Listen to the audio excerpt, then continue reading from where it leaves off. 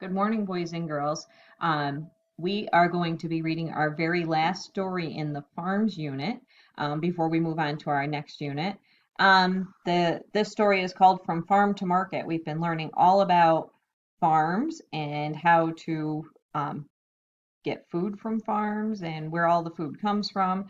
And now we're going to learn about the process of how it gets from the farm to the market or to the stores where you buy your food to eat. Long ago, most people in the United States lived and worked on small farms. Back then, farm families got all the farm they needed from the crops and livestock they raised right here on their own farms. They not only ate their own vegetables, fruits, and meats, they also made their own bread, butter, and cheese using products from the farm. And when I was a kid, we did that too. We used to make bread and we used to make butter and we used to make cheese. Here on my farm, we still make a lot of things that most people buy at the supermarket or other stores. For instance, instead of eating everything as soon as we harvest it, we pack some of our produce in glass jars. This is called canning. We make our own canned beans, beets, and pears. Unlike fresh fruits and vegetables, even if you keep them in a refrigerator, canned food will not spoil. It will remain edible for months and even years. Long, long ago, farm families made their own butter in a butter churn. We still have a butter churn on our farm, but it is just a decoration. We don't use it anymore. But back then, someone would pour some milk into the churn and swish it up and down and all around with a stick. It took a while and it was hard work. But eventually, the milk got churned and whipped so much that it thickened and turned into butter. Sometimes, just for fun, we still make our own ice cream using a machine like a butter churn. We use fresh milk from the cows and churn it in a special ice cream machine. It takes a while to make, but it sure tastes good.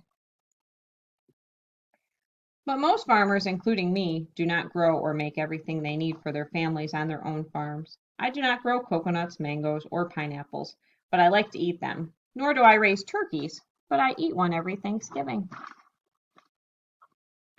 So, where do I get all these things that I use but do not grow or make on the farm?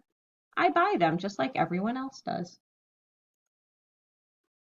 I take my extra produce to sell at the farmer's market once or twice a week. That is where I earn some of my money. Today I will take beans, tomatoes, corn, and eggs. Come along, let's see how business is at the market today. Goodness, there are a lot of people here today. I just backed my pickup truck under the tent and opened up the tailgate, and before I knew it, I had a line of people waiting to buy my fresh produce. After I've sold all my goods, I think I will wander around and see what the other farmers have to offer. There's Barry the beekeeper over there. He has jars of dark, rich honey made by his very own bees. I bet he will trade me a big jar of honey for 2 or 3 dozen eggs. Yum! I see Mary the flower lady too. She brought zinnias, daisies, and sunflowers from her flower farm. I'll buy a bouquet for Mrs. McDonald before I go to the supermarket for some other things I need. Look at all the food in this supermarket. There are so many choices. I can't even begin to count all the different types of breakfast cereals or canned fruits and vegetables. They also sell beef, chicken, pork, milk, eggs, juice, yogurt, noodles, cheese, crackers, and many other things.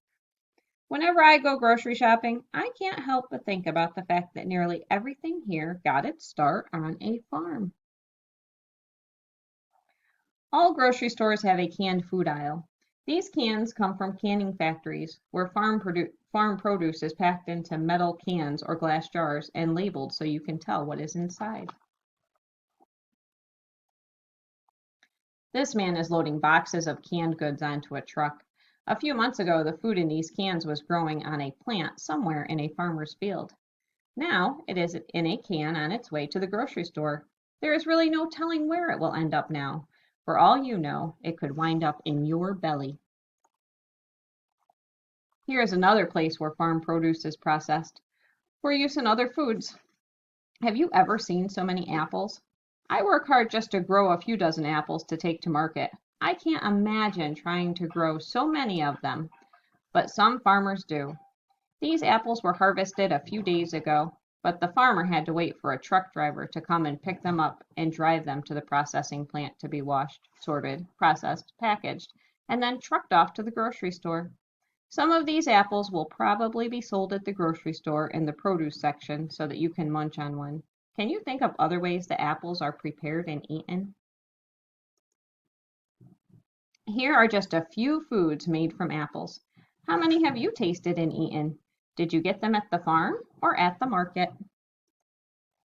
All right, guys, so that is it for our farm unit. So we learned all about growing vegetables, and we learned about raising animals, and it is really hard work being a farmer, and we're so lucky that we have farmers to sell all of their goods to the market so that we can go to the grocery store and buy them.